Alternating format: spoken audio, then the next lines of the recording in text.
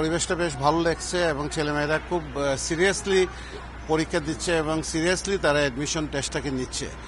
এর অর্থ হলো যে জাতীয় বিশ্ববিদ্যালয়ে যে ভর্তি পরীক্ষা ছাড়া ভর্তি হওয়ার যে বিষয়টা ছিল সেখান থেকে বের হয়ে এসে আমরা ভর্তি পরীক্ষার মাধ্যমে ভর্তি নিচ্ছি। ছেলেমেয়েদের ভিতরে বিপুল আগ্রহ দেখা যাচ্ছে, উদ্দীপনা দেখা যাচ্ছে। সারা দেশে প্রায় 140টা কেন্দ্রে উপজেলা এবং জেলা এবং বিভাগীয় পর্যায়ে ভর্তি পরীক্ষা অনুষ্ঠিত হচ্ছে।